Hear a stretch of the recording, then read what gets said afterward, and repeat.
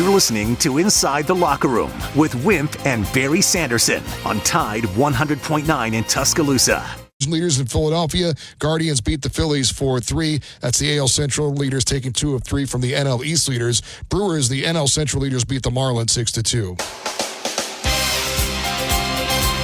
Inside the Locker Room with former Crimson Tide basketball coach Wimp Sanderson and his son, former SEC and ACC assistant basketball coach Barry Sanderson. It's time to take you inside the locker room on your home for Alabama sports. Tide 100.9 and streaming on the Tide 100.9 app.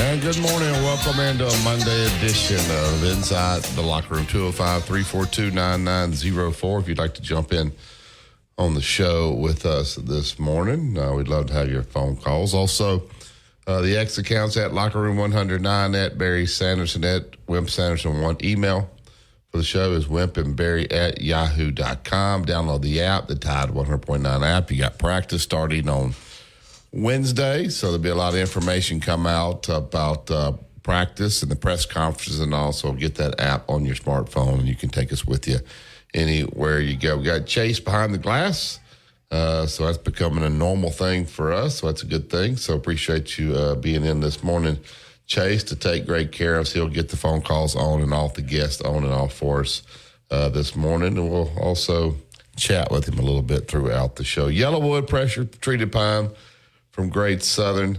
Always remember, if it doesn't have that yellow tag on it, you don't want it. Go to yellowwood.com to find a dealer that is closest to you. And we appreciate those guys so much. So with that being said, I'll switch it over to Dad. Good morning. How are you this morning? I'm okay. Ryan Higgins is going to be on our show from LSU. Doug Bell is flying back. We're going to have Doug Bell on the second hour tomorrow after Kevin. Is the way we had to work it. So for all of you that tune in for Doug, you catch him tomorrow. Several things. Of course, they can't name everybody, but the gymnasts and the swimmers are some kind of athletes in this Olympics. I mean, they've worked so hard over the years to get ready for this. The gymnast kids, the girls especially, are just unbelievably athletic, and the things that they do and the flips that they make are sometimes not appreciated by people that really don't go into that much, like myself. But I certainly appreciated what they did in this event. They were terrific, and the swimmers were kids, grown people, middle-aged, whatever, females and males, who certainly represented the Alabama and the United States in the right way. We have U.S. has 3 golds and 6 silvers, 3 bronze. So that's very, very good. So wanted to mention that. Jonathan Vegas, who had not won in 7 years in golf, won at Minnesota. That was a big deal for him.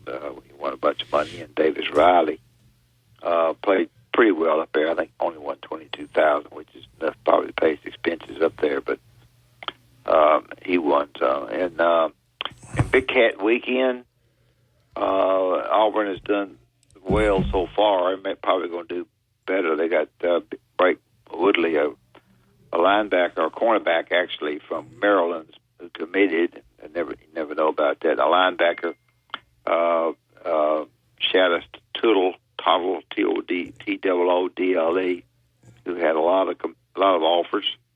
And they also got, they feel like a great punter in the state, maybe the best one in the state, Thompson High School. So Auburn continued. The Big Cat Weekend gives them a little bit more of a homely atmosphere. It's more of a deal where everybody visits with each other, and so I think they're off to a good start there. I'm sure they're going to get some more. Rob Thomas, who got the speeding violation again the other day, over the weekend maybe, is out indefinitely and suspended, should be. I did want to mention it that Kevin Durant, when I was going back over that, came off the bench and played awfully well for the Americans in beating Serbia 110-84. John Rahm. You have team play, and he was an individual trophy winner. How much he won? The Braves won 9-2 on the Mets. If you're an NFL fan, the Cowboys lost their best pass rusher, Sam Williams, and Kentucky in basketball got a very good 25 player, Darius Acuff, who's really, really good, like point guard, to go with all the ones that they're getting there. So if you have to look on your internet this morning, they sort of had the rundown of where everybody stood in Alabama football. I won't go into all this with Barry, because Barry's got plenty to say. Jalen Milroe, of course, then Ty Simpson, Lonergan, and Austin Mack. But it was interesting that the starters, as of today, would be Jim Miller and Justin Haynes. And they went all the way through that. Be interesting for you to look at it. I'll mention the receivers, and I'll stop it there. But Bernard Kidd and Kendrick Law and Ryan Williams right now have been selected the best three, or right now the ones that they mentioned the earliest. So we'll see. Anyway, a lot of things happening. The Olympics is big. People watch that. I try to watch it, and as much as I can. So if you have questions or answers or whatever you want to give to us, just do so, and we'll try to do what we can to help you. So that's it. Yeah, Big Cat Weekend, the kid from Saraland, he was committed to, let me see if I can get this straight, committed to Auburn, flipped to Alabama, then was committed to Alabama, and then this weekend flipped to Auburn. Now, that's where Ryan Williams obviously went, the hotshot freshman that's coming here. And, I told people, when these guys go back and visit with the NIL world, although that took a big change over the weekend. Did you read up the news on the NIL? So I think part of the settlement is, and people are going to fight this, but any money you make over $600 in NIL, there's going to be a committee. You have to send that to them, and they have to approve it. So it has to be something that's legitimate. Like now they got a committee for all 16 teams. For everybody, for all the NCAA teams.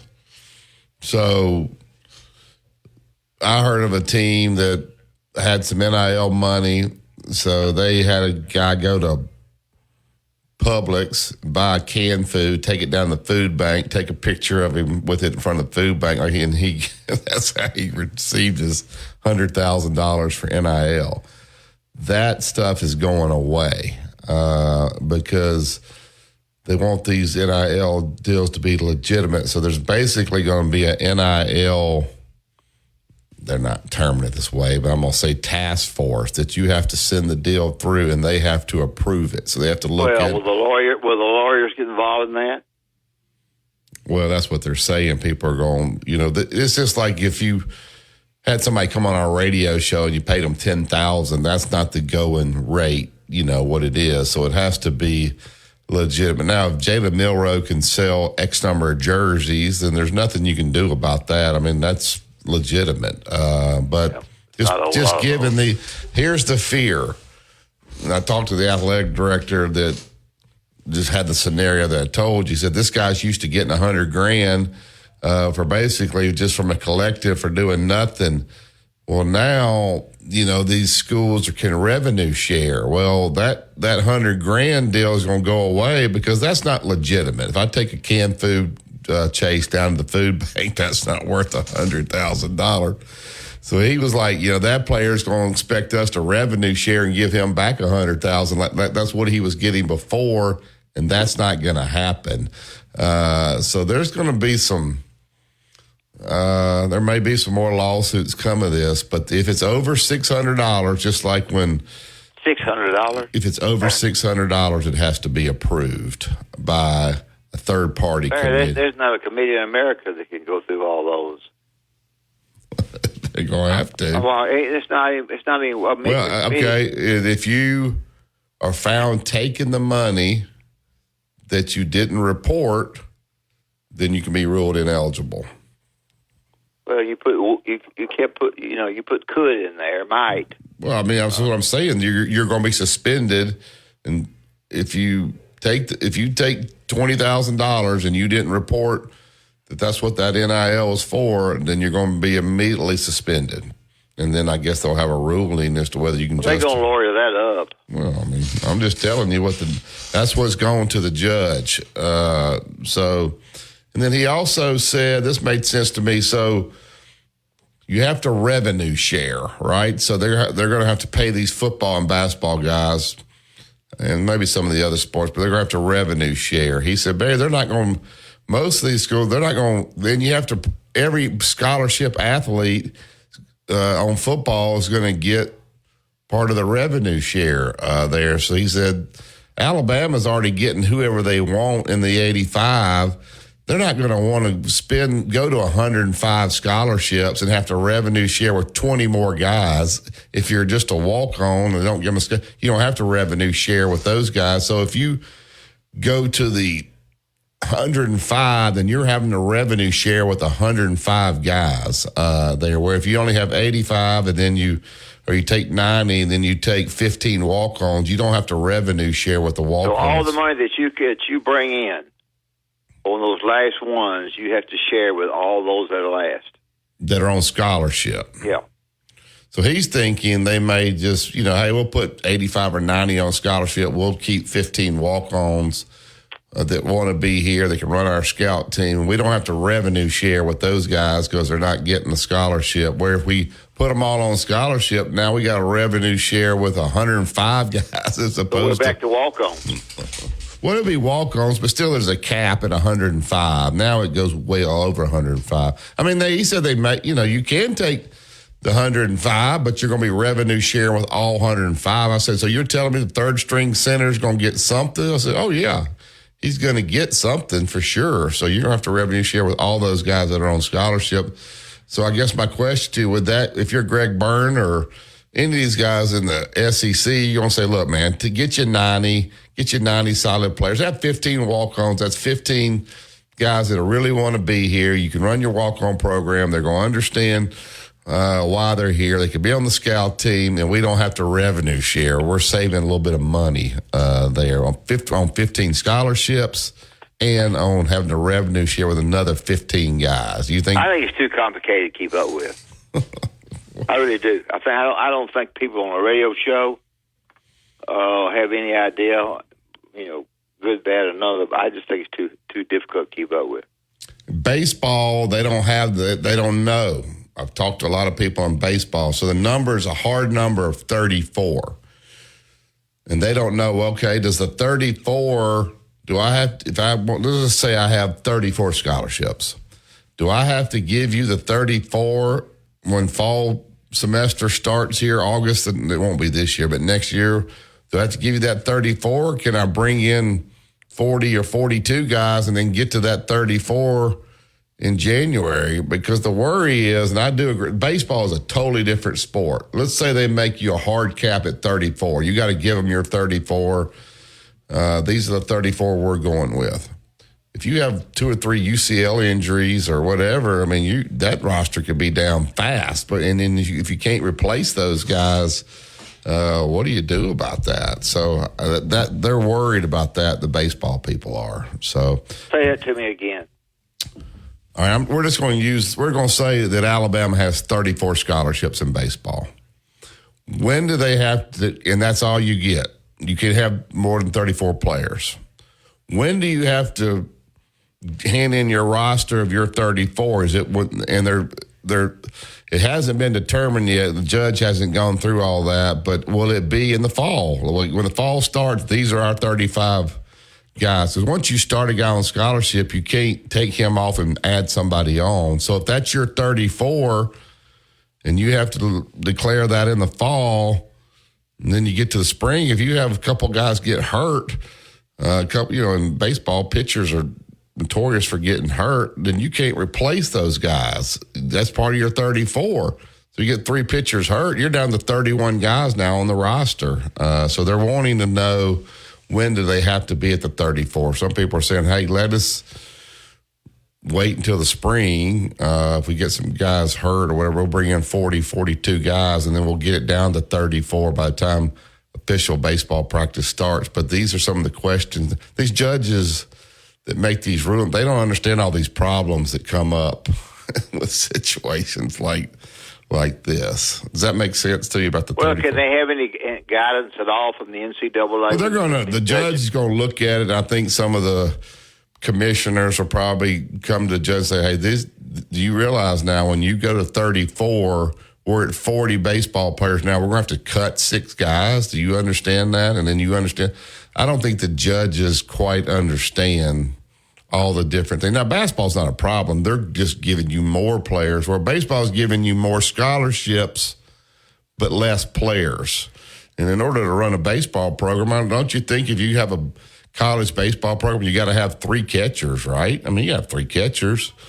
You probably got to have, 16 fielders, 15 pitchers. That's 34 right there. So that leaves you nobody like for development or those kinds of things. So there's just some of the problems that the coaches are thinking about, and we'll see if you go to 105, then you're having a revenue share with 105. So we'll see as they weed through this how they want to do it. Best thing for me to do is just announce who won the game. Just say who won the games, and you can argue and fuss about who won. Yeah, there we go. All right, 2 Minute Truck. They're at 1330 Martin Road East. That's where you go pick up your boxes, your packing supplies, whatever you need to make this a smooth. But whether it's out of town, out of state, or it's local, these guys will take great care of you and your stuff. Give them a call today for the free estimates, 205-247-5050. That is 2 Minute Truck Movers who care. Tide 100.9 traffic. We have picked up a minor accident along Culver Road at 21st Street in Tuscaloosa. Looks to be out of the roadway with no lanes blocked there. No big problems if you're traveling 2059 from Foster's to Cottondale, and the trip along Lurling Wallace coming down from Northport, crossing the Hugh Thomas Bridge to the University exit. You're moving nicely there as well with no major accidents or breakdowns along the way. With your Tuscaloosa traffic now, I'm Ray Romero. Here's what's trending on the Tuscaloosa thread. Good Monday morning. Yesterday, it was flooding from torrential rainfall. Today, it's the heat coming back. The National Weather Service in Birmingham has issued a heat advisory. It's in effect for all but Walker County here in West Alabama until 9 o'clock tomorrow night. The heat index could reach upwards of 107 degrees during the daylight hours. Or text DEAL to 511-511. Your order is backed with a 90-day guarantee. All dogs are unique. Your dog results can and will vary. Message and data rates may apply. Road tripping, business travel, or bringing your car in for repairs. All great reasons to rent a Toyota at Tuscaloosa Toyota. You can rent the latest Toyota models for a day, a week, or a weekend. Every Toyota rental-car comes with 24 hours roadside assistance and is backed by an entire team of people you know and trust. Rent a Toyota and let's go places. Reserving yours is a breeze at TuscaloosaToyota.com. Tide 100.9 Tuscaloosa weather. A little patchy fog early today, otherwise a mix of clouds and sun for your Monday. Showers and thunderstorms will develop during the day. Be alert for heavy rain and lightning. Highs between 88 and 90. Partly cloudy overnight tonight. A little fog by morning. The low near 74. Then lower rain chances for your Tuesday. It'll be hotter, though, with a high between 93 and 94. I'm meteorologist Bill Murray on Tide 100.9. The best station in the state, breaking down Alabama sports. Tide 100.9 and streaming on the Tide 100.9 app.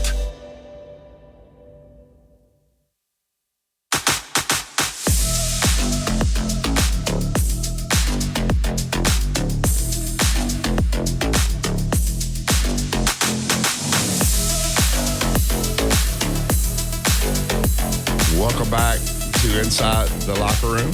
205-342-9904 is the phone number if you'd like to get in on the show with us this morning. We want to thank Yellowwood Pressure Treated Pine from Great Southern. It's a great product. If you're going to build a 5-star backyard, the fence, the deck, the pergola, there's only one choice. That would be Yellowwood. Go to yellowwood.com to find a dealer closest to you. Dad, I agree with you on the gymnastics. Jenny and I watched it last night, and the stories like Simone Biles getting the twisties in the last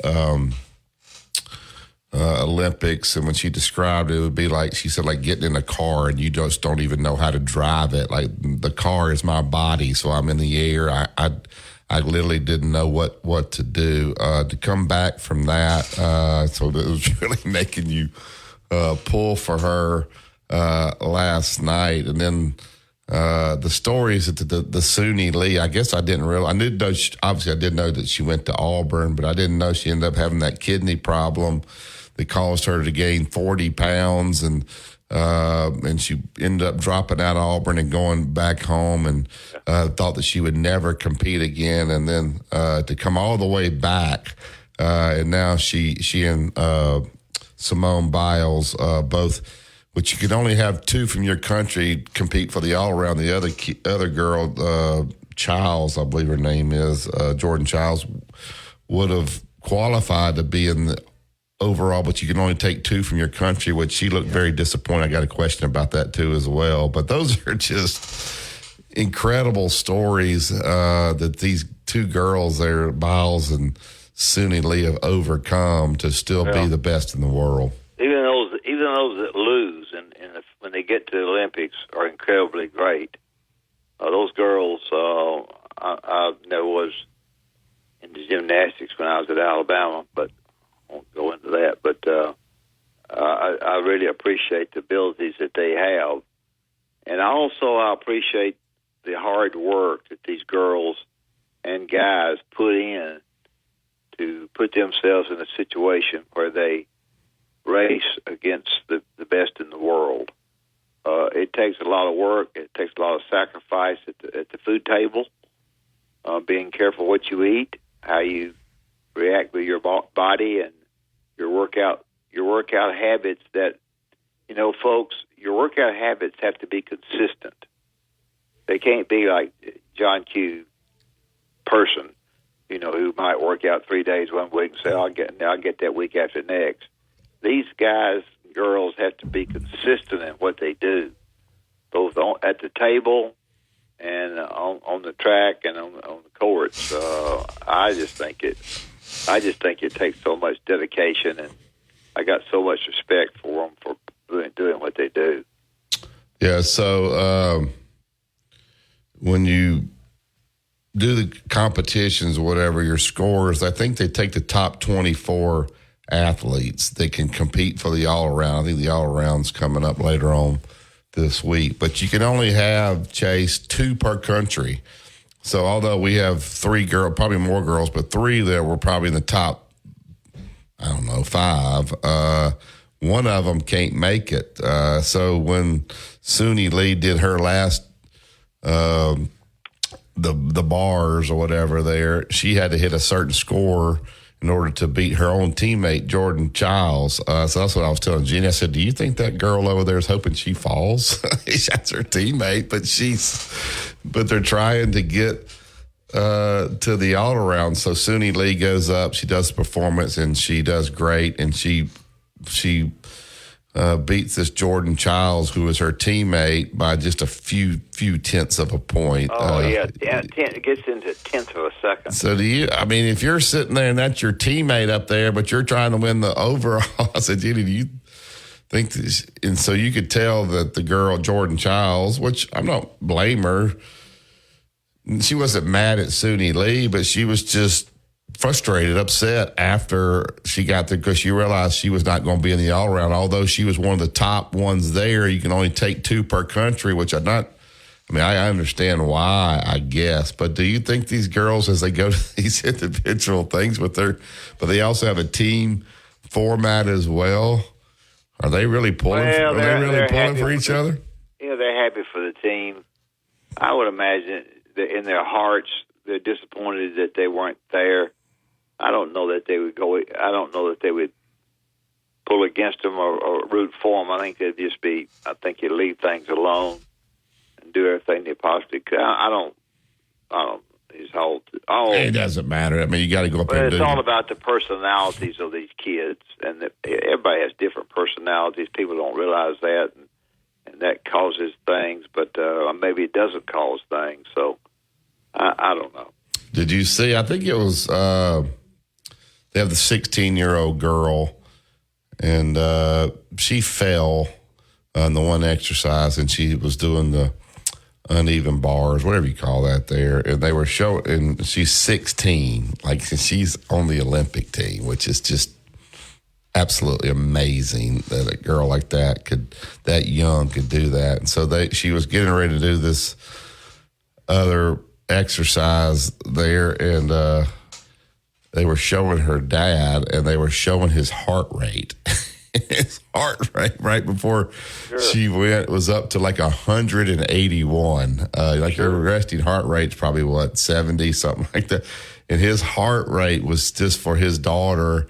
Was up. It was 178. Then when she got up there doing that, it was like 181. I thought that was pretty neat. Well, I think what's neat about it too is think about it. When this young lady gets in 4 years, when she gets to the Olympics again, with all the hard work now, she'll be 20 years old, and she would have gone from this conversation Barry and I had from working her little self to death to stay, in the Olympics probably if she's continued to. But to me, the way they have to work for the years that they work and the dedication they have is sometimes not appreciated by people. I need to appreciate it more. Yeah, are we having Ron Higgins at 7:30 or 8:15? I don't know. 8:15. 8:15. Okay. All right, we'll take the break here. We got Philip Holden, but I do love the story. The swimming is, for some reason, the swimming and that's right, and the gymnastics are the two that I enjoy, and the track and field will be fun to watch as well, and the dedication that these. But did y'all see that Anthony Edwards was talking trash about how good he is in ping pong? And I saw that. So, he's very, and I'm sure he is really good in ping pong. But so Steph Curry went and got some of the gals on the Olympic ping pong team and brought them over to and said, "You think you can beat them?" And he said, "Oh, I know I can beat." They said, "We would beat you 11-0." And so they were arguing, and he finally can see that he would win a point. He would win a point. So anyway, all right, we'll take this break. You listen to Tide 100.9 and 1230 AM WTBC. It's the home of Alabama sports. Weekday mornings at 6 a.m. The Martin Houston Show. Join the Martin Houston Show for the eve of Fall Camp Edition. We'll have DC Capstone Report join the conversation. We'll go inside what you can expect as Kalen DeBoer leads the Alabama Crimson Tide onto the field for the first time in Fall Camp. We'll have those conversations and more. The phone line will be open at 205-342. And protects. Now you can get 5 quarts with an STP Extended Life Oil Filter for $37.99. Get in the zone, AutoZone. Restrictions apply. Mr. SEC Tournament Wimp Sanderson gives you his excellent analysis every weekday on Inside the Locker Room, right here on Tide 100.9.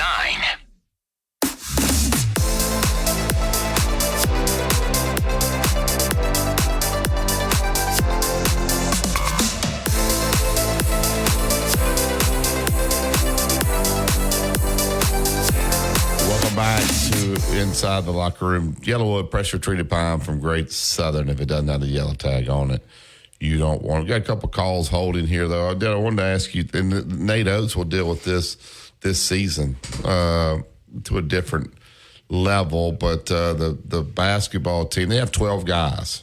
Yeah, you can't play all 12 of those guys, but the guys on the end of the bench are NBA All-Stars. Now they have some role guys. There's a saying that you get 4 superstars, and then you kind of just play everybody else around them, let those guys be superstars. So Jason Tatum and Tyrese Halliburton, okay, he's whatever, but Jason Tatum just won the world, did not play 1 second yesterday. So now Steve Kerr's getting all kind of criticism, and I don't know that he's wrong. I mean, Jason Tatum's a great player, but you can't play 12 guys. Just your thoughts about how to handle those things. Well, I think, you got a 100 to 80-something game. I think maybe at one point in time, if you feel comfortable that you play them all. And that's easy for me to say. I'm sitting in Birmingham, Alabama. But I think that, I think to some degree you're correct. But I think to some degree you have to really the pro that you show, and his coach said, they acted like pros and didn't, you act like pros in front of everybody, but when you leave there with your families and all and not play, it's something you have to study and think about. And I don't have an answer. I'd probably have played all 12 of them. Yeah, well, he didn't, and people would say, of course, it's not like if you put Jason Tatum and Halliburton in, you're going to lose a lot, but some of the tiebreakers are margins of victory, so they kind of keep. Oh, they are? I didn't know that. So they keep the guys in there to keep pressing along, and anyway, I think it's. I guess my point is that's why John Calipari said, "Hey, I'm going to get me 8 or 9 studs, and I'm going to have, three or four guys that kind of know their role. They'll play a little bit, maybe, but when you put 12 superstars, of course, the other kid in the Celtics is kind of defender. They have to kind of defenders. They have to have a little bit of everything. So it makes it difficult to try to manage those rosters. Well, I hate to score is involved in it too. Well, if it came down to a tiebreaker or something, I think margin of victory is a determining deal. I don't think the U.S. is going to lose in the bracket play, but that team that they played yesterday could beat them when they get to to the tournament. All right, it's just pool play right now. All right, get to the Yellowwood hotline, get Philip in. Good morning, Philip. Morning. Good morning, gentlemen. Hope y'all are good today. We're good. How are you? Doing good. Hey, Alabama's 2 deep lineup is pretty interesting, and even the 3 deep. This team has got some players. And a lot of talent. But it's like you were talking about a little while ago. It's hard to get all these guys on the field. There's only one ball, and you got to keep everybody happy. And that's probably 65-70% of the battle right there.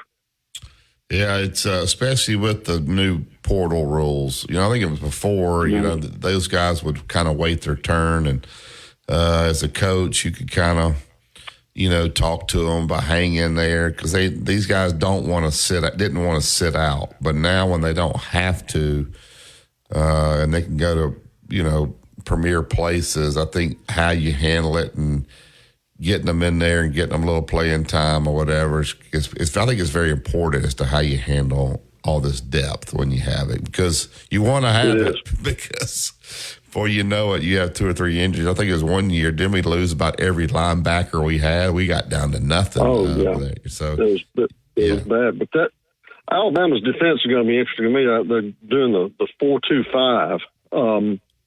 And most people have Latham starting at Bandit and Overton backing him up. And then nose tackle is Keenan, and backing him up is Payne. Defensive tackle is Otis, and backing him up is Smith. And then the Wolf, you've got Quindarius Robinson and Keani Cott. And then the Mike is going to be Lawson and Jeremiah Alexander. And then what they call the Sting is Jihad Campbell, who's unbelievable. And it looks like Justin Jefferson. And then your cornerbacks are going to be Deshaun Jones and Damani Jackson.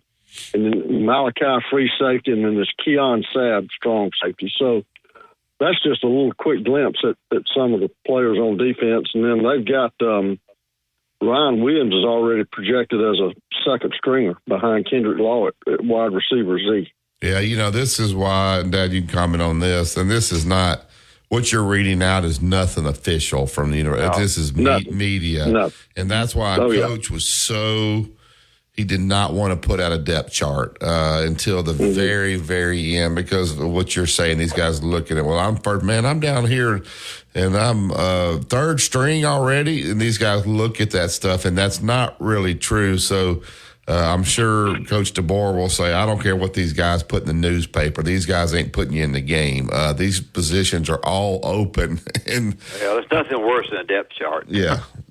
So, because right now, if somebody's listening to what you did was nothing wrong with Philip, you're just going off of what you saw in the paper. But that kid, his parents and that kid is looking in there, and maybe his name's not even on there, and he's on scholarship there, and they're wondering, man, is he that far down the list? These guys hadn't even had the first practice here in fall camp. So I think those depth charts can be a problem this early. Now, eventually it's going to work itself out. It will, and it's a long season. I mean, like you mentioned a minute ago, a few years ago, had such a problem with the injuries at linebacker, and now you've got I think the national champion this year. The two teams in that game, I believe, will have played.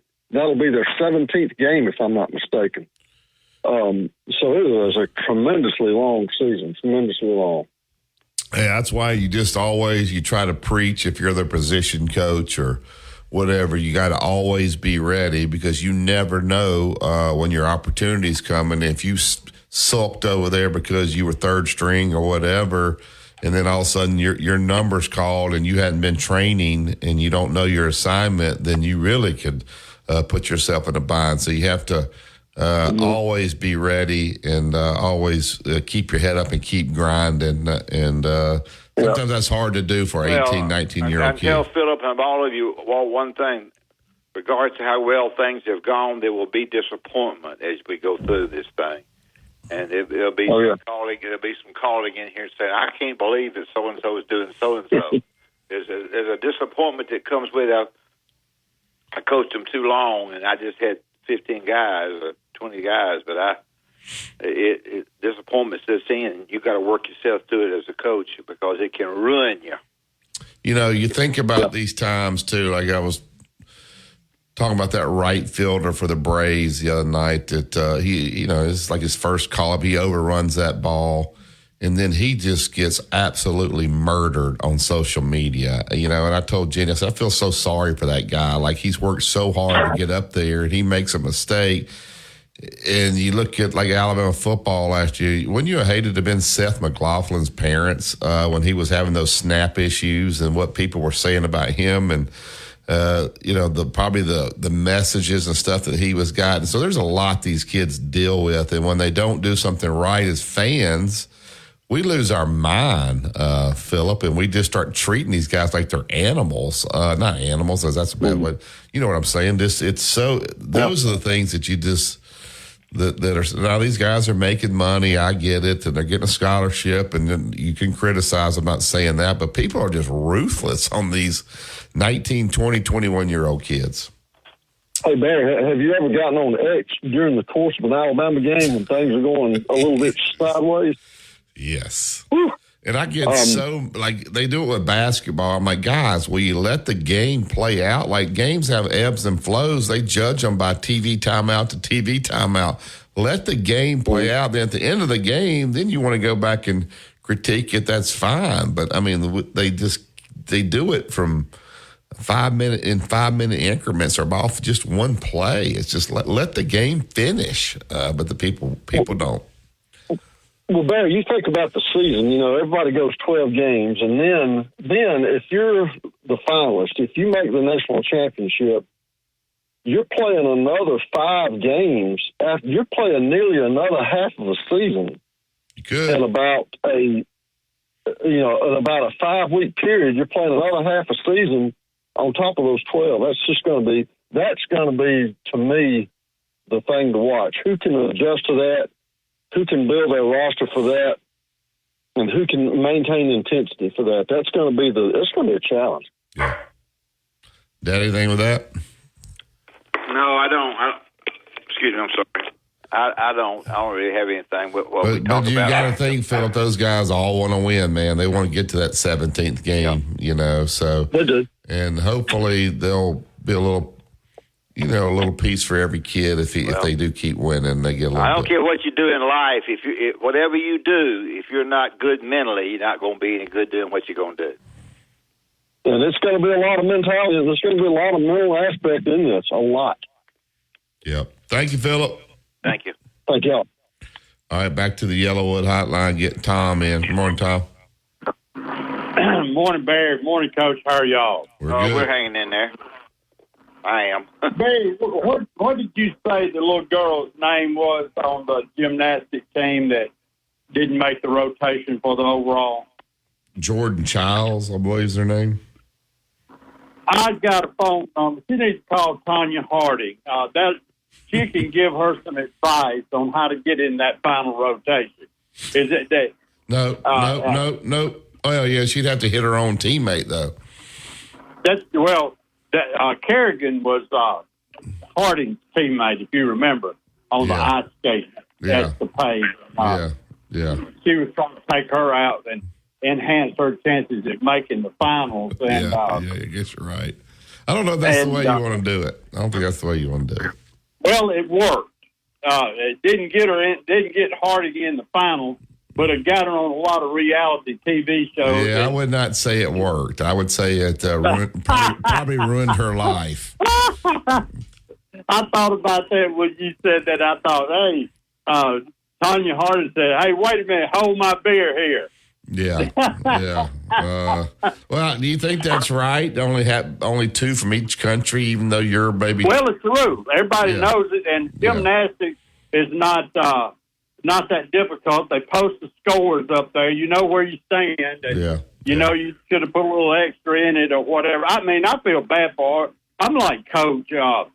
I've always kind of been interested in gymnastics since Coach Patterson built the program up at Alabama. We had girls; they like to go, and so I learned about it, and I admire the athleticism, the strength that it takes to do those routines. It's always been impressive to me. My hat's off to those that do gymnastics, especially the young ladies, and I've always enjoyed it. Yeah, I thought it was very interesting with Simone Biles. I did a little interview with her, and she was talking about, I guess, in the previous Olympics, like she had the mental issue there, and she was getting ready to go do this. What's the exercise where they run and do the flip off? What is that called? Anyway, the floor exercise? Not the floor, but where they jump and do the one little flip off the. Oh, the ball. Yes, and she said she was standing there and she could not remember what routine she was going to do, and so I can believe it. And it just totally blocked out. So she did something, but it wasn't what she put down that she was going to do. And that's when she ended up withdrawing from it. But the pressure on these girls, man, is tremendous. Well, you have to do so. Go ahead. Go ahead, Coach. I'm sorry. You have to do so much before you ever get to the routine. I mean, the routine's big, but you got to watch weight. You got to watch your legs. There's 1,000 things you got to watch before you ever get to the routine. But can you imagine doing that, getting to the routine, and then not being able to remember what you were going to do? Yeah. I know. I could see that happening. But, the thing about her that I admired with her was, she fought off that depression. There were some issues that she had, and things like that, and then to come back and perform as well as she has in the past Olympics, and now on her way, looks like pretty good if the injury doesn't get her. But Coach, you're so right about the total package that you have to be razor sharp. I'm talking about the winds are razor thin in these competitions. And what you have to do in the mental aspect, you brought it up a while ago.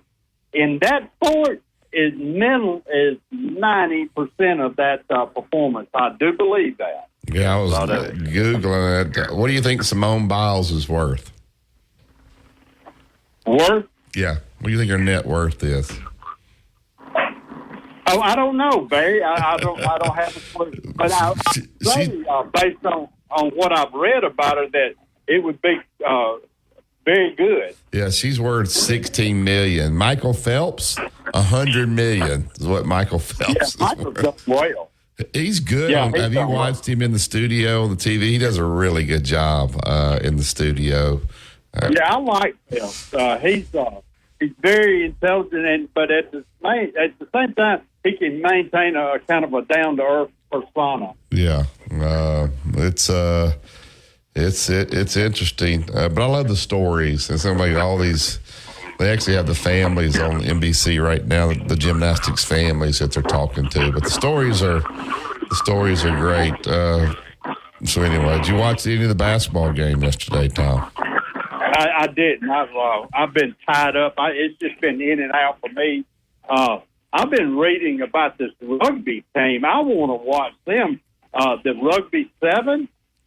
They got one girl. I just saw a highlight. Man, she looked like Derrick Henry. I wouldn't even admit. That's what somebody told me. They said she's got a stiff arm that's equal to Derrick Henry. And I want to see that. Yeah, she's. You ain't getting in her way. It was anyway. So it's fun stuff. Thank you, Tom. All right, see y'all. Take care. All right, we'll take a break here. Up at the phone lines 205-342-9904. You enjoy the Olympics? When you watch it, Dad? Do you stay away from the media to not know who won? Because obviously, when we get to see it at prime time at night, it's already been done, which is a little bit of a. Yeah, I do. I don't try to know who won. Yeah, so that makes it a little more interesting there. All right, you listen to Tide 100.9 is the home of Alabama sports. Tide 100.9 traffic. Tuscaloosa traffic now from the Townsend Nissan Traffic Center. We do have an accident on Culver Road and 21st Street in Tuscaloosa. Vehicles involved, though, are on the right shoulder of the road. No lanes blocked. No real backup there. I-2059 moving nicely from Foster's out to Cottondale, and McFarland is a problem-free drive as well. No major accidents or breakdowns along the way there. With your Tuscaloosa traffic now, I'm Ray Romero.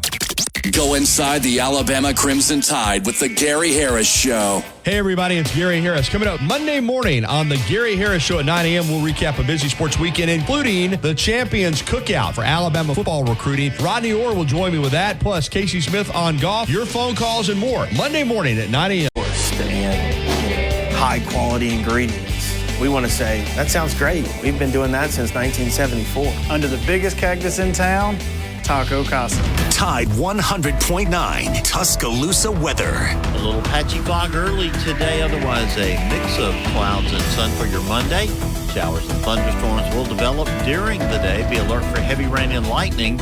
Highs between 88 and 90. Partly cloudy overnight tonight. A little fog by morning. The low near 74. And lower rain chances for your Tuesday. It'll be hotter, though, with a high between 93 and 94. I'm meteorologist Bill Murray on Tide 100.9. Follow the Crimson Tide on their journey to another national championship. Touchdown, Alabama! On your home for Alabama sports. Tide 100.9 and streaming on the Tide 100.9 app.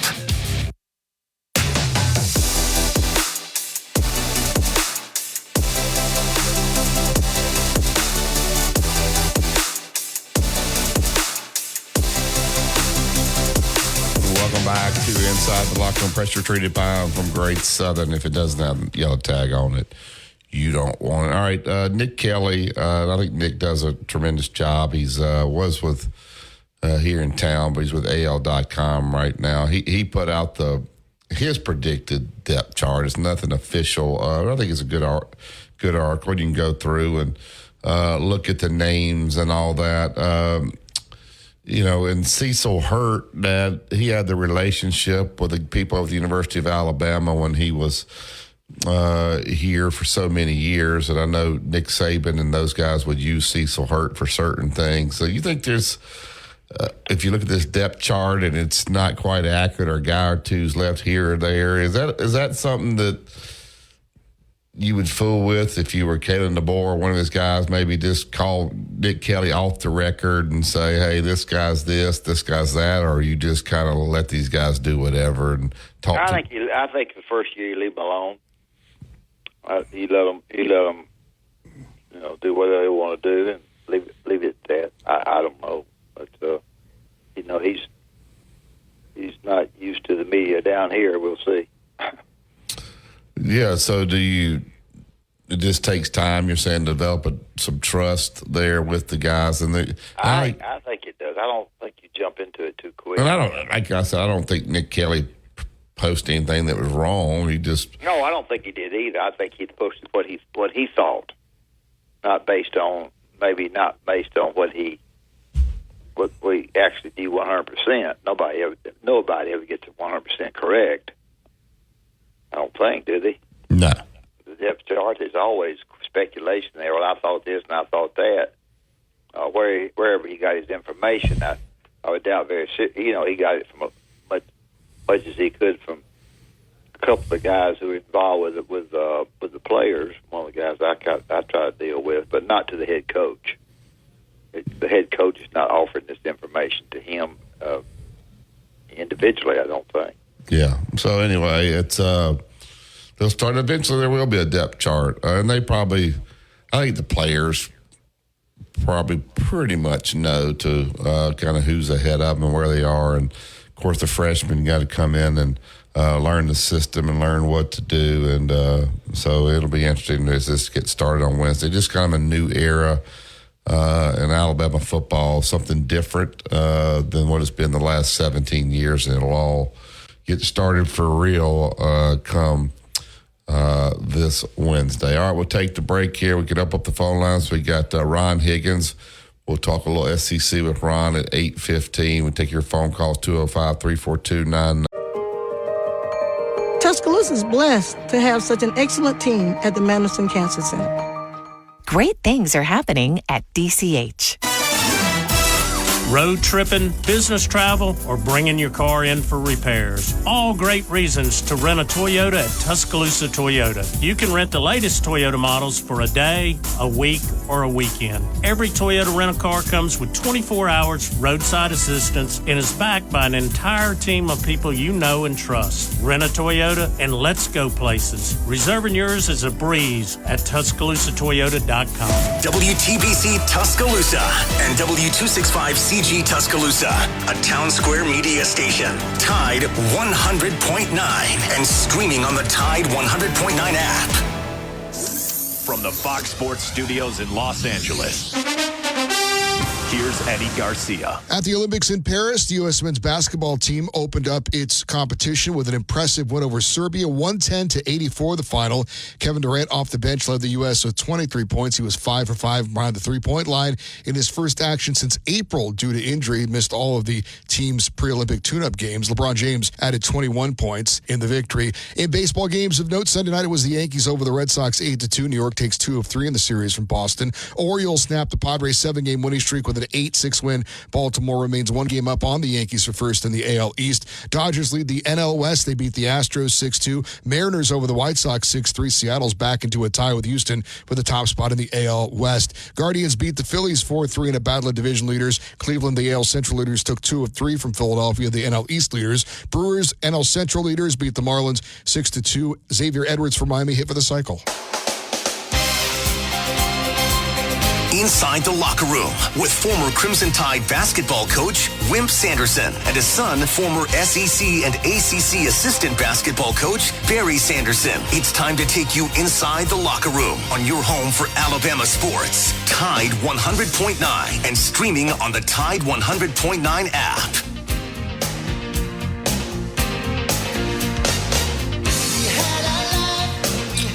Welcome back to the second hour of Inside the Locker Room. I want to thank Andrew Kniffer, my Allstate insurance agent. Let him become yours out at 4705 McFarland Boulevard, Suite 3 over in Northport. Don't just pay your bill. Know exactly what you got, what you need. Andrew and his staff will take great care of you. 205-722-9201. Andrew Kniffer, Allstate Insurance. All right.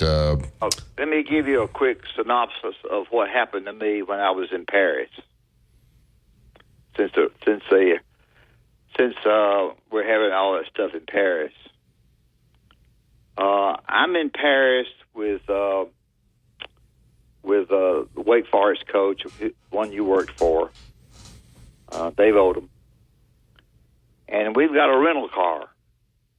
And we're trying to get everywhere we can see all those paintings. And have you heard my story? No. We see all those paintings, go every direction we can go. So we rush in real quick into a service station, underneath service station. And we're all excited about being there, the ladies and all. I jump out of the car to fill the tank up. And I'm getting in there, and I got it filled up. And I'm filling it up, and a guy comes running out of the station, and he's talking in unknown tongues. He's speaking French. He's going crazy. I have filled this car to the top with diesel fuel. Oh. Diesel cotton ticket fuel.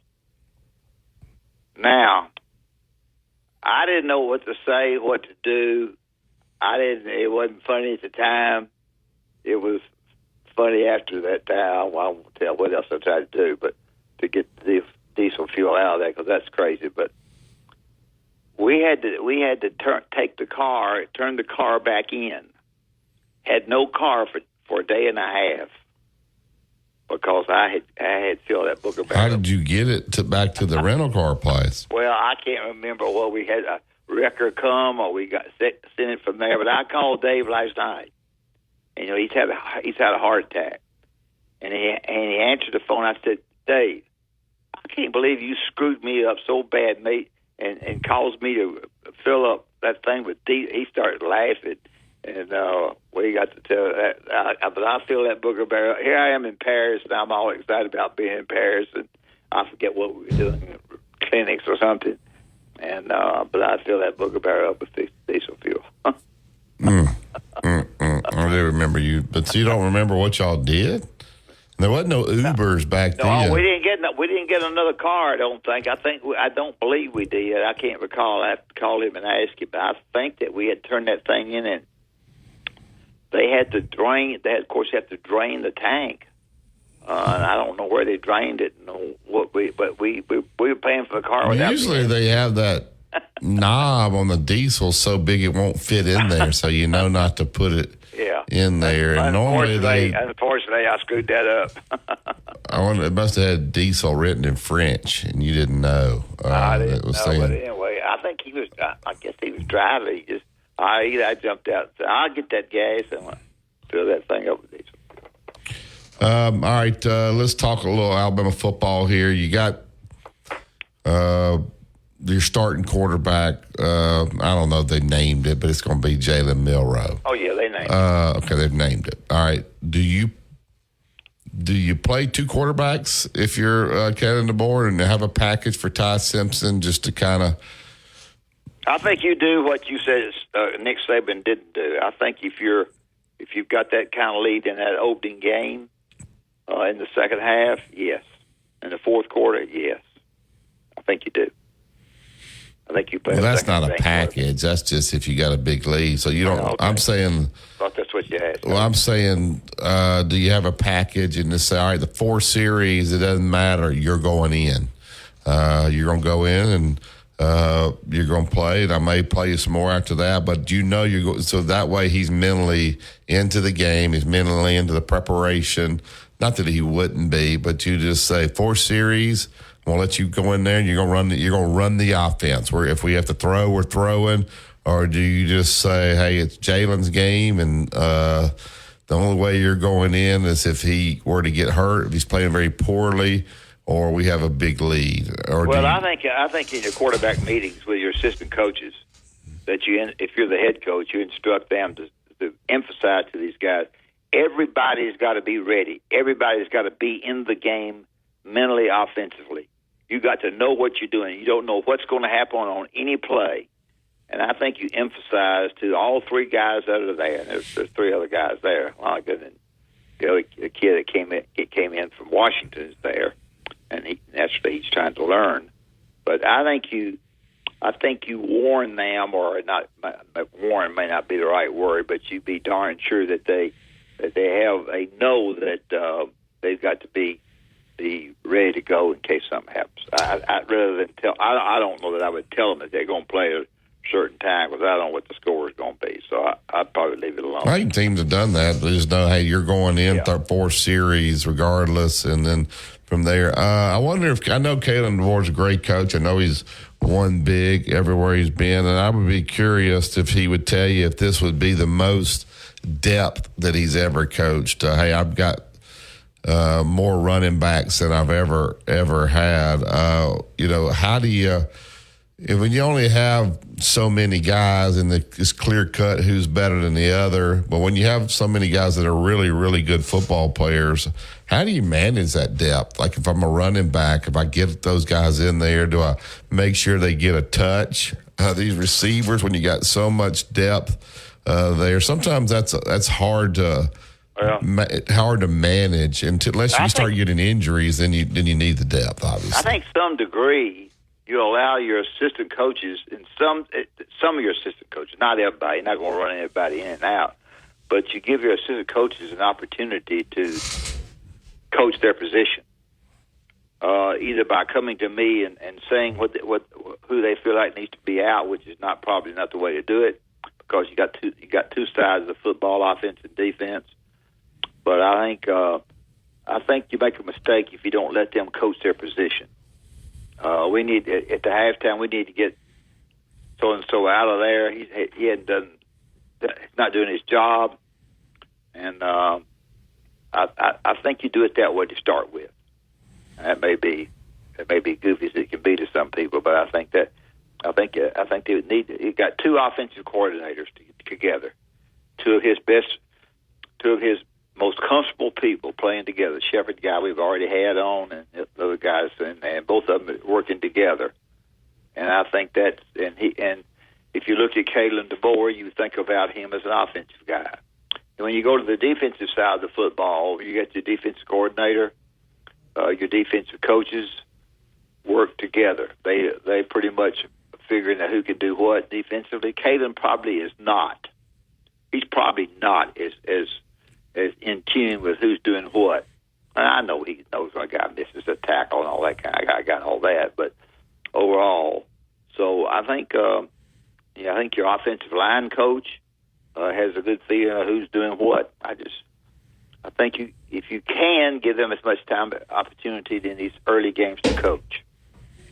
Going back to the Olympic team, I'm reading an article right here that's out about Jason Tatum.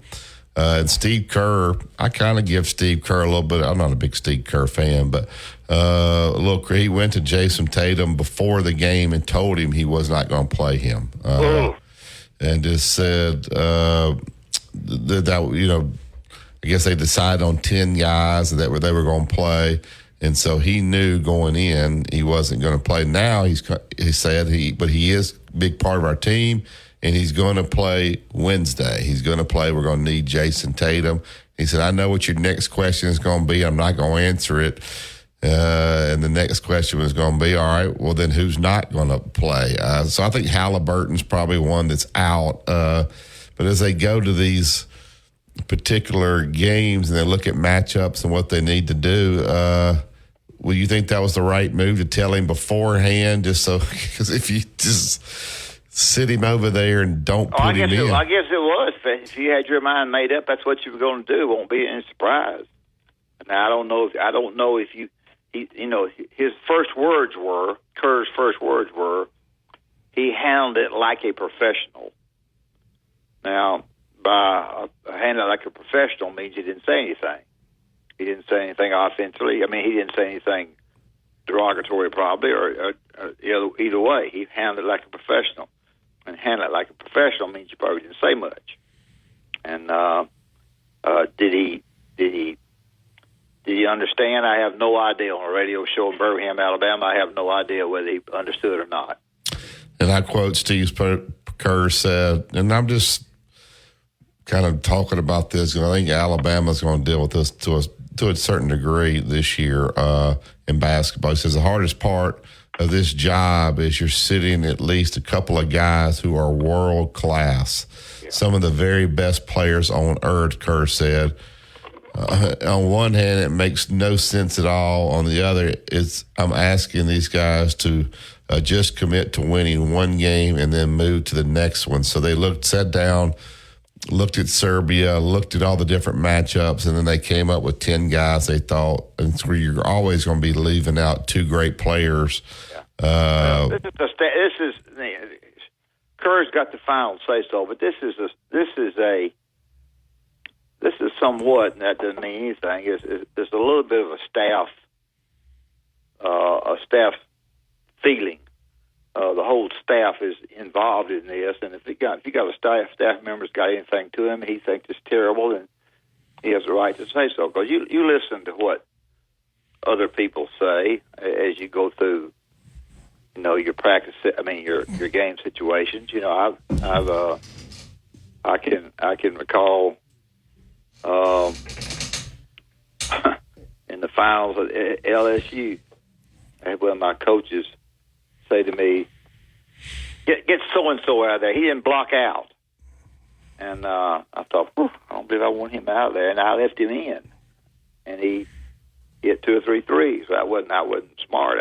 That's the way I did it. But at least I had him telling me that he felt like I need to get this guy out because he didn't block out. Yeah. You said, well, I've seen him make a lot of shots, and I think he's going to make the next one. So I'm like, that's what your mind says. That was my mind. Now, had he not blocked out again, they laid one in, and I said, why not listen to him? I just did what I thought was the right thing to do at that time, and I thought he's better off playing. Yeah, that's what they call coaching on feel. And sometimes it works, and sometimes it doesn't. Tuscaloosa Toyota, great deals out there right now on the 2024 Tundra, 1.99 APR for the first 36 months on the Tundra. On the Camry, the 2025, man, this thing is beautiful. New body. It will do it all for you. 3.99 APR on 36 months. The RAV4 is 2.99 APR. These are great rates there at Tuscaloosa Toyota. The Highlander, that SUV, 3.99 APR for 33 months. Go to TuscaloosaToyota.com. You can see all the inventory, the pre-owned inventory. You can schedule a service. If you put diesel fuel in your regular car there, you can rent a Toyota because you're going to have to rent one. If you put diesel in something that doesn't require diesel, then you're going to need one of these Toyotas at Tuscaloosa Toyota. You're in Parish, too. Yeah, so go to TuscaloosaToyota.com or swing by Skyland Boulevard and see Justin. Tell him that Wimp and Barry sent you. Tide 100.9 traffic. Tuscaloosa traffic now from the Townsend Nissan Traffic Center. Our accident on Culver Road still working. You're going to find this at the intersection with 21st Street. The vehicles are on the shoulder, though. No lanes blocked, and it's really not impacting traffic. 2059 continues to move along in good condition between Foster's and... This is for youth and high school sports coaches, parents, students, and administrators. Visit PCADevZone.org. This report is sponsored by Positive Coaching Alliance. Tide 100.9 Tuscaloosa weather. A little patchy fog early today, otherwise a mix of clouds and sun for your Monday. Showers and thunderstorms will develop during the day. Be alert for heavy rain and lightning. Highs between 88 and 90. Partly cloudy overnight tonight. A little fog by morning. The low near 74. And lower rain chances for your Tuesday. It'll be hotter, though, with a high between 93 and 94. I'm meteorologist Bill Murray on Tide 100.9. Inside the Locker Room with Wimp and Barry on your home for Alabama sports. Tide 100.9 and streaming on the Tide 100.9 app.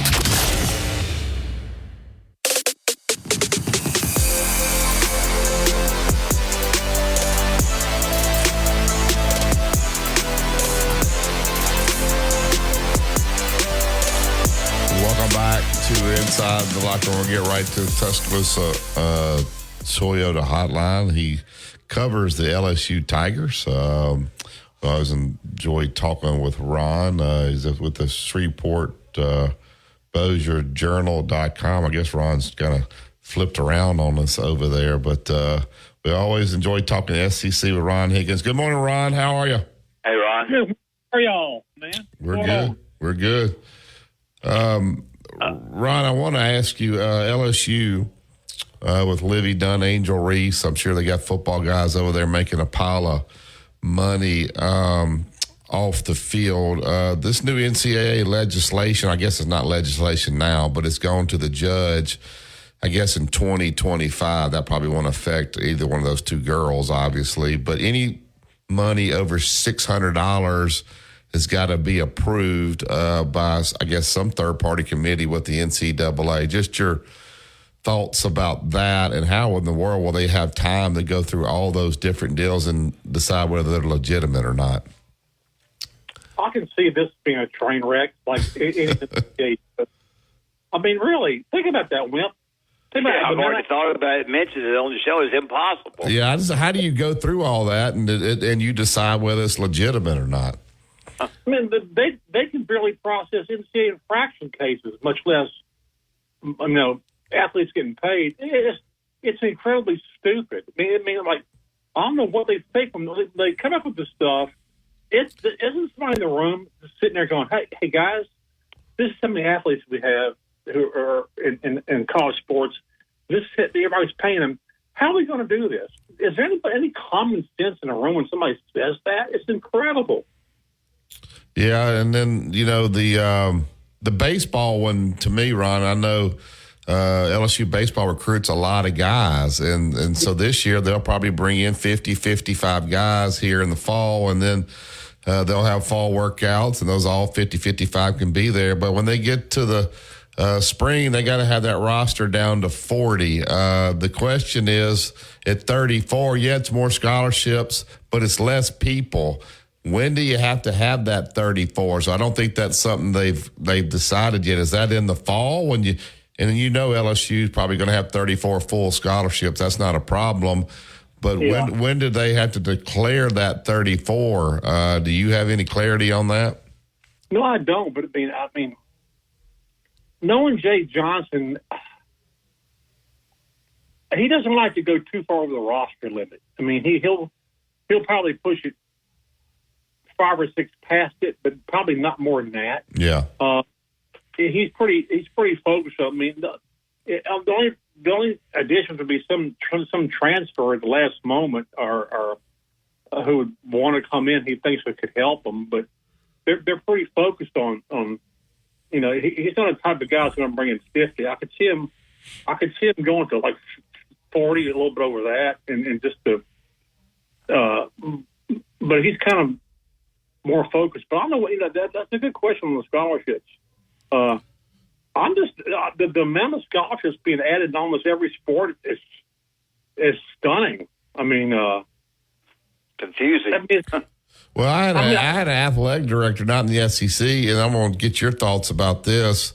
If you have to revenue share with all these guys, he was saying, I don't see a lot of these, like the LSUs and the Alabamas, going to 105 scholarships. Now they got a revenue share with 105 guys. They may put 90 on scholarship and then take 15 walk-ons, but they don't have to revenue share with these 15 walk-ons, because you start talking about expense. You got to give 20 more scholarships and then now revenue share with 20 more guys. Just your thoughts on that, Ron? Yeah, I mean, I'm just looking at all sports and adding a ton of stuff. I mean, where's this money coming from? if you got to pay athletes, you can't make enough money off the TV contracts to cover all that, and the revenue sharing. And then, people forget, it costs schools money scholarships cost money. You have to pay for these guys, their tuition and stuff. It costs money. And so it's just, I don't know where they think the money's going to come from. I understand this adding scholarships in baseball. I think they've added that many. As we know for years, Ron Polk has been an advocate for more scholarships in baseball. He's right. And they had 11.5 or something like that. Yeah, 11.7. Yeah. I always thought maybe they go to say 20, something like that, or increase it to maybe 20. But jacking up to what they're doing now, it's surprising. But I guess it's one of the NCAA's glamour sports now, baseball. So they feel like they got to have more scholarships. But I don't know where all the money is coming from to cover all this stuff. It's like, first of all, you have to have money to pay the athletes. Okay, that's fine. And then now you're telling me you're going to add a ton more scholarships in every sport to have more athletes there available, so you got to pay them and their scholarships. I don't know. It's kind of just gotten out of control. I just want to know, is anybody like discussing this legislation in seriously, and then looking and asking athletic directors, well, how are you going to pay for this? Because they don't know. Yeah, that. I see where LSU has signed a 5-star quarterback, I guess. I may be wrong on that, but I thought I saw that. If so, what about him? And how did Coach come over at media day? How did he? Are they okay with him? I mean, never okay with the coach, but is he come over okay with LSU fans? Yeah, the fans are good with Brian Kelly. They like what he's doing. Okay, he's recruited well. He has a 2025 commitment from the 5-star quarterback. He's had that for a while. He's had a really good recruiting class for the 2025. It would help to have a good year this year. Good year, probably, I would say, we'll go to the playoffs. Yeah. It really, again, it all depends on their defense. Their offense is really, really good. They're defensively, like last year, there's still question marks. They've had this. It's just been a struggle to recover from having only 39 players on scholarship with Ed Orgeron left, and especially completed the defense. And this is in the transfer portal defensively, especially in a defensive back. And last year, it really, hurt them in particular. And so they're still trying to recover from that. Honestly, that's going to be their key this year. If they get any kind of defense, they can probably make the playoffs. If they have the same thing as last year, it's going to be a struggle. But especially last year, LSU was 10-4 and lucky to be that because we had Jaden Daniels. I always laugh at LSU fans. They always look at stuff like, we were just a few points away from being undefeated. And I'm thinking, hey, man, you're just a few points away from being 7-5, too. I mean, you had an exceptional quarterback who carried you last year. Garrett Nussmeier, the guy this year, is a really good quarterback. They got surrounded by good talent. But again, defensively, that's the worry. And I think for LSU, they've really got to win their opener. They play USC in Las Vegas. They've really got to win that. It'll be tough, isn't it? Yeah, they need to win that. They've lost 4 straight season openers. They really need to win that. And it kind of sets them up for the first half of their season. Three of their four rest of their first games, and out of the 5 are at home. They get UCLA at home in Baton Rouge, South Alabama. If they go 5-0, they get to that point, and they play Ole Miss at home in October, which I think really is probably a key to their season as far as making a playoff. Because if you look at all the playoff predictions, they have Ole Miss as the 4th SEC team to make. Will be in the college football playoffs. So if there's a 4th spot, LSU needs to beat Ole Miss to get that. So otherwise, I think everybody's kind of ready for football. I know they certainly are in Tuscaloosa. It's like it's here now. You can always tell it's here because it's so brutal hot you can't breathe outside. So it's time to go to preseason camp. Yeah, LSU, pretty interesting scheduling, playing USC and UCLA. You don't see too many SEC teams, maybe other than Florida, playing 2 big opponents like that. The other 2 non-conference games are Nichols and South Alabama. Just your thoughts about the non-conference. And they're not, that USC game is a big game. I think they'll take care of UCLA at home, but still those are games where you're going to probably have to play your first string the entire time. You don't really get a chance to look at your depth. Will they continue to schedule 2 big opponents in the future, or will they get that down to 1 after this year? Well, usually they try 1. It just worked out that way. This is the UCLA is a second of a home and home they had with them. They play UCLA in 2021 season opener in the Rose Bowl Stadium. So that was kind of like this is the back half of that. the USC came about 2 years ago, and they're going to schedule. They're going to keep scheduling some, really good teams for their, 2025 opener is at Clemson. Oh my goodness! Yeah, they have a home and home against Clemson. They like playing named teams to start off seasons. I mean, a lot of these things have been prearranged for TV. But in this case, they have a home and home against Clemson. They play Clemson in 2026 in Baton Rouge to open the season. They had all the way to 2031, 2032. They play Utah to open the season at Utah and return something. The scheduling has been pretty aggressive. They like to play a named team early in the year to start off the season. So it kind of does put them if you don't play well, it puts them in a hole. And last 2 years, they lost against Florida State twice, home and in Orlando. So Brian Kelly's made no bones about it. He said it. We need to win the opener. We need to win this game. It's going to be a really good game. I mean, LSU's defense is a question. USC is their defense has been a question. They have a ton of transfers. So it'll be here in a month. I mean, really, September 1st. They'll play in Vegas on a Sunday night. So we'll see what happens. Yep. I think it's bad strategy myself.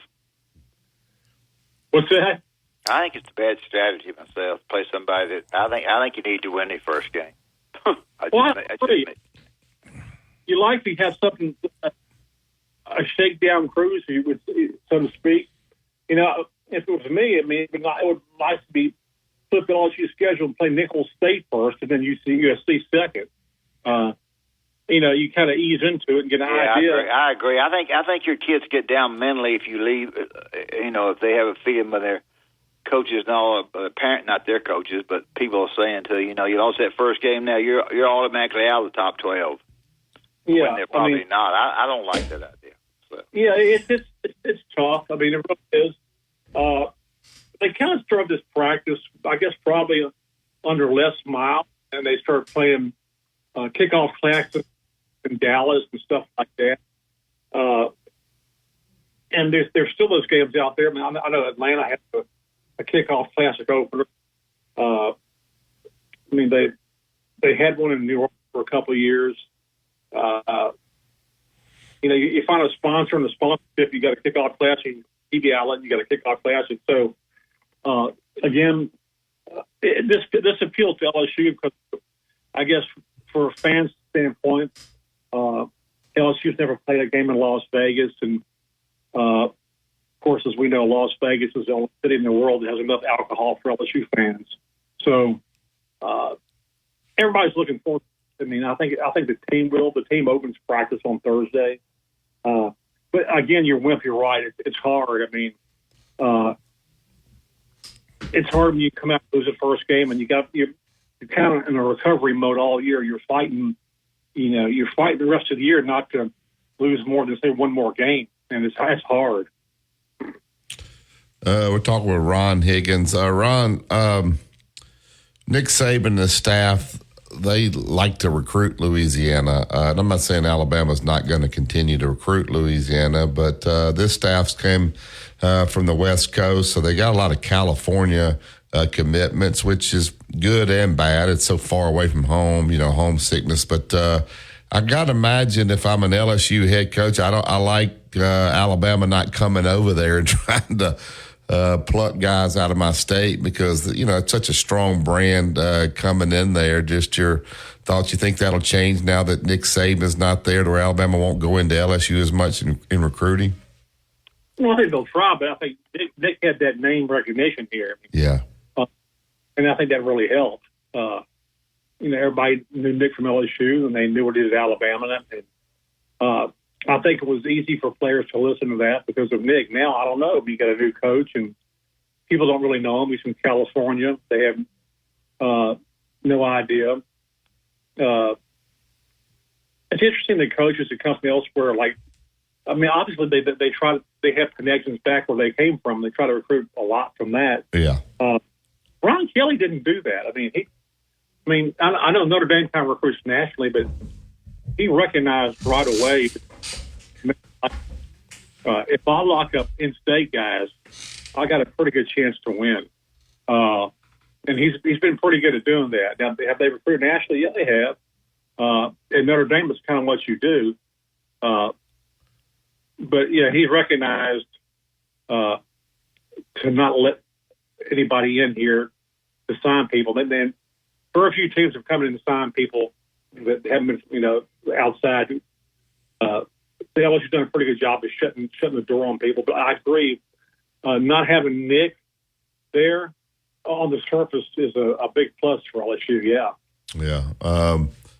We have a guy, J.C. Sherbert. He joins us every Thursday, and we were talking about media days. And, of course, Coach Saban was the star of media days. And he said, now everybody in the SEC kind of feels like Nick belongs to them. Like he's the voice of the SEC.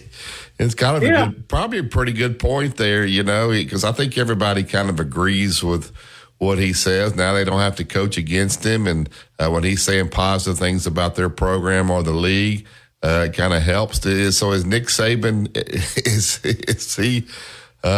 is everybody in the SEC, is he representing everybody in the SEC now, not just Alabama? No, I agree. I think Nick's really good for college football. I think he has a good grasp of all the issues. I think he'll be great on TV. He already is. I always worried about if Nick would have an opinion. He's always been so careful as a coach not to say anything really controversial or anything about another program, or even have an opinion. But if there's a guy who's earned an opinion, a guy who has enough street cred to have an opinion, it's Nick Saban. I love what he said about Texas. People always said Texas used to run all the leagues that they were always in, and he said the Texas ain't run the SEC. It's true. I think Nick's really going to be really good for the telecast for SEC football in general. And I'm hoping that they put him on College Game Day every week because it's kind of where he belongs. Again, I thought he was really good at SEC media days. I thought it was funny. He was kind of welcome to the real world of being a media member when he got stopped because he didn't have a credential to get in. They stopped him. When he checked in the hotel, he checked into a room that already had somebody already in it and had to give him another room. So it's like he got welcome to the real world of not having people do everything for you to where you can just coach. Now he has to be, kind of welcome to the real world of being another human being who has to deal with problems everybody else has. Yeah, that. What about the ladies' sports program? I bring that up because of ladies' basketball and gymnastics and so forth. Where are we with that? And also, where are we after that with men's basketball? Well, women's basketball, they're in the running to get the number one player in America in the class of 2025. They're trying to track that down. They have probably a pretty good shot at it. Their team from next year, I think has a chance to probably again get to the Sweet 16, maybe the Final Four, depending on how it goes. They got 2 or 3 starters back. They're in good shape. Kim's done a really good job of recruiting her and her staff. Women's gymnastics, they're loaded again. They should make another run for a national championship. And men's basketball, as we discussed, I don't know if LSU's buying. Yeah. I don't know if they have enough NIL money, basketball, to buy the players need to buy, or guys don't want to come here. I'm not exactly impressed with the guys he's getting, but I'm kind of looking around, and it seems to me most most schools are dipping into mid majors to get people for. I mean, it's very rarely. It's rare when you find a Power 5 transfer to a Power 5 unless the kid hadn't played very much at all. But most schools are kind of, I think, building their programs, tapping into the really good mid-major players who basically want to go play for a Power 5. At least that's what I see. What do you see? Yeah, I really don't know. I think Alabama, Arkansas, and Kentucky have a lot of the money, or have spent more money than anybody, and they're going to be at the top of the heap. I think probably Alabama, Arkansas are going to be at the top. Kentucky right in behind them. I don't. Tennessee's okay. Those four are the best. LSU has struggled some. I just didn't know if they were able to really have the money to buy anybody or not. Now, all this new stuff about buying them and not being able to buy them is pretty confusing to me. Anyway, Barry keeps up with it better than I do. So I just don't. You got these other, what I consider big name coaches. The Bruce Pearl. Bruce Pearl's in your high school. Everybody knows it. John Calipari's in there. Everybody knows it. Rick Barnes, Nate Oates. Now, I don't think anybody really knows who LSU's coach is, Ron. To be quite, I mean, we know, but so he doesn't really have the national appeal that some of these other SEC guys have. So I think that makes it difficult recruiting for LSU. I totally agree. I agree. I also think it's personality. I think you have to have a bigger personality to recruit. You have to be kind of people have to know who you are. I mean, from day one, you kind of always knew who Bruce Pearl was. He had that big personality. Yeah. Back in the day, back in the 80s and 90s in the SEC, every coach was a big personality in the SEC. Yeah, that's true. Yeah. And that's what made Media Day so enjoyable. I guarantee you, for people who covered it, and it made it enjoyable for SEC basketball fans. They like big personalities as coach, and God was full of them. You and Sonny and Dale, Norm Sloan. Just go down the line. Hugh Durham. Yeah. Just everybody had a big personality, and just made the game fun. The coaches, LSU has seemed to go that direction in most sports, but not basketball. I mean, you got a big time women's coach, you got a big time football coach. You went to Arizona to get the baseball coach, and then you went to Murray State to get the basketball coach. It was a different philosophy there, I guess. It's a real different philosophy, and I don't know if it's going to work. I mean, Matt, they had a little bit better year last year, and he showed a little more fire and spark last year than he did his first year. I just believe. I believe your team responds to a big personality coach. That's just me. I think teams like to have a coach who's fiery. They'd like to have a coach who gets into a ref's rear ends. They feel like he's fighting for them. He's fighting for his players. I think fans like it too.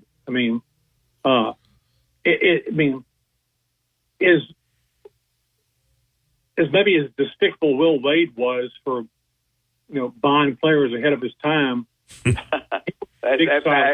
get Barry started on that. I'll tell you what, though, Will Wade, when he bought them, he bought good ones. That sucker, he knew how to buy them. Some people buy them, they're not good. He bought them, and they were good, Ron. Yeah, he knew what he was getting. And Will had a big personality, and the fans liked that. In Baton Rouge, maybe people didn't like it. That's the other school. After Will, this was a big disappointment to drop off to get Matt McMahon. Again, a nice guy, but I don't know if nice guys who are calm all the time and don't have big personalities. I don't know if they're great coaches or can inspire their players to play great. That's just me. I guess I compare everything. I compare everything to SEC basketball in the 80s and 90s, and it hadn't come close to that as far as honestly, even talent level, honestly. Yeah. I mean, that's it. I guess I'm just an old guy who thinks that way. Yeah. Lastly, Ron, we're talking about Ron Higgins. I'm not a big portal guy, but I do think the portal worked really well for Paul Skeens, who came from Air Force to LSU. And I got a buddy here in Tuscaloosa. I didn't realize he said his son pitched at Air Force. He said when Paul Skeens was there, he said this guy was terrific. He said actually he was a catcher there early in his career. He said when that sucker would throw one down to second, that thing was a missile. Did LSU? I mean, obviously they didn't know they may have had the best pitcher maybe in the world now. But was he very, very highly rated coming up at LSU? Did they have any idea what they had and what this guy's turned into? Yeah, they knew exactly what they had. They knew because Jay Johnson had recruited him before he was in Arizona. He's known the guy a long time, and they knew if they could make him just a pitcher, because at Arizona he played catcher, he played first base, I think he played some outfield, and he pitched. Jay Johnson always felt if I could just get him to be a pitcher, and that way he can therefore focus all his attention on pitching and get into a weekly rhythm of being a starter and what a starter does every day leading up to a start, and not having to play him every day and getting rest, he would improve. And man, he just took off. I mean, from day one, you could see how great he was. Yeah. Big body, good temperament, always wants to learn stuff. This is a smart kid, a really good kid to be around and deal with. Good guy. Teammates loved him. And I mean, yes, Paul, last year, Paul, why, you know, your fastballs jump like 5 miles an hour. You know, when you're over 100. You know what happened? He goes, honestly, I'm just getting enough rest finally. He goes, I'm not playing every day. I can finally get enough rest. That guy told me that he said that he learned how to eat that crawfish and drink beer over there, and he gained some weight. His fastball went up. Yeah, I mean, and so LSU honed him to a really good fit, a good pitching coach who's now Georgia's head coach, and Skeen was the ideal guy to work with because he was very disciplined coming from Air Force, had a great work ethic, and was constantly figuring out how to improve. But he was happy to get into a routine as a pitcher starting pitcher where he didn't have to play every day a position. So he got enough rest, was able to, concentrate on developing pitches, concentrate on looking at scout reports, getting to the daily rhythm of preparing for one start per week, and he was tremendous. And look, when he first got here, they let him hit some in fall practice, and he was outstanding, was launching rockets. But Jay Johnson said, "Man, but I'm not going to risk him getting that off." That guy's had quite a year. Won a national championship. Probably he's in the MLB now. Made the All-Star name in Dayton. Livy Dunn. That Junker's had quite a year, hasn't he, Ron? Yeah, it's like when every gold medal there is. Yeah. He was. What he's doing now is not surprising. He was ridiculous last year. I mean, there'd be games where he'd be in the seventh inning and he'd be throwing over 100 miles an hour, it was no big.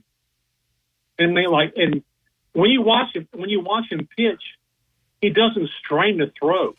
I mean, he throws these 100-mile-an-hour fastballs like they're nothing, and you can see he's not.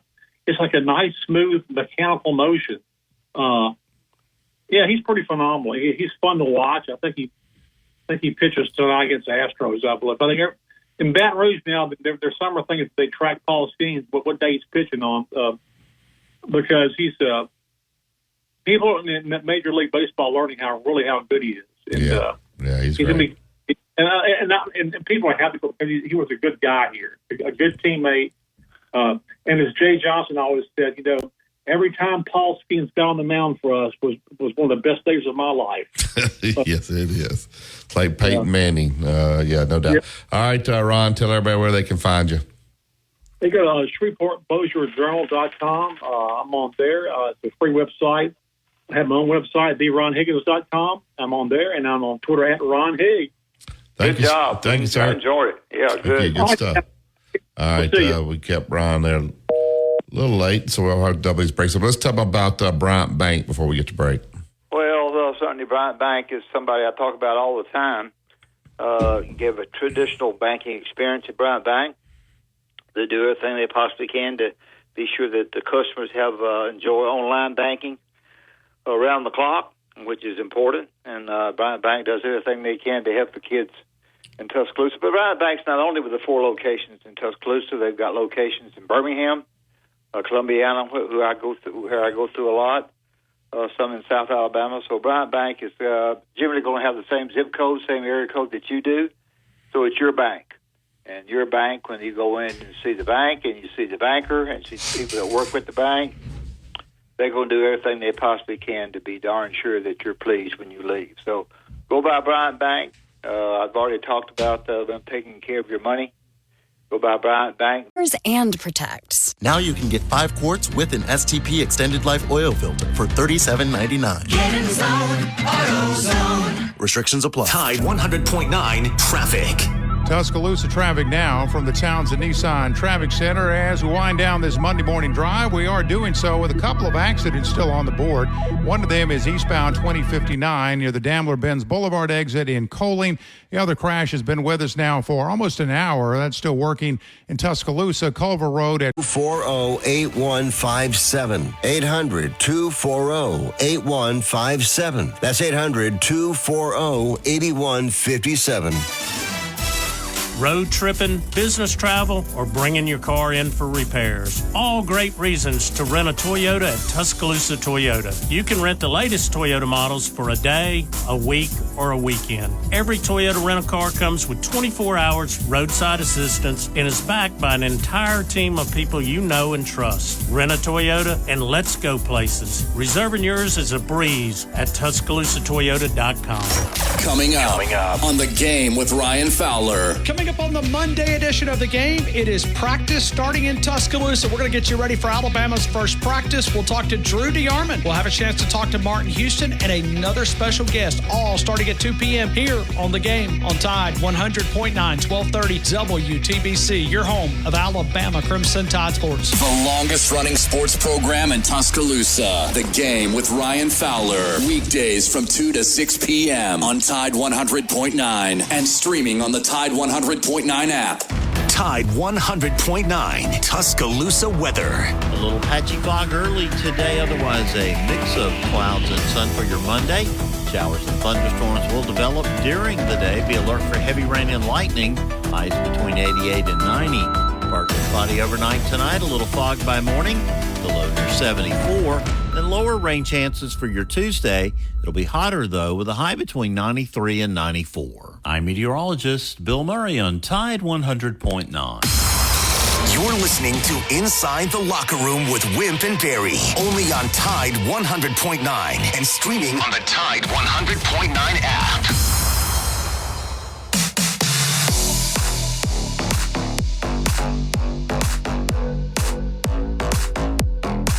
Welcome back to Inside the Locker Room. We'll get right back up to the Yellowwood Hotline. Got about 2 minutes. Get Tom in. Good morning, Tom.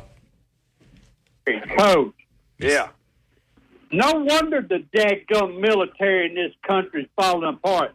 That fool at the Air Force Academy, did y'all say that they were playing games at catcher? Early on, yeah. That's stupid. If I was a commandant, I'd go down there and I'd say, I was watching the Pirates game the other night, and they said Skanes played it out here and that you had him at catcher. And he said, yeah, that's right. You know what I say? I said, you're ranked busted. You're down to a private. Now you're on KP for the rest of your life. He said this guy that was pitching, Capals would catch him. He said, man, when that sucker threw one down to second, you better get out of the way. That thing will be whizzing by you. Hey, what about this? You round third and you look at home, and there he is standing at the plate. I think I'll go back the other way. I think I'll stay on third. Yeah. That was interesting, though. Yeah, thank you. All right, that's it for today's show. We'll get out of here and make way for the Gary Harris Show. Tomorrow we'll have Kevin Skarbinski. And Kevin wrote an article about walk-ons. Basically, I think he's good that he says that they're getting rid of the walk-ons. We'll find out what Kevin has to say about that. You listen to Tide 100.9 and 1230 AM WTBC. It's the home of Alabama sports. Have a great day, everybody.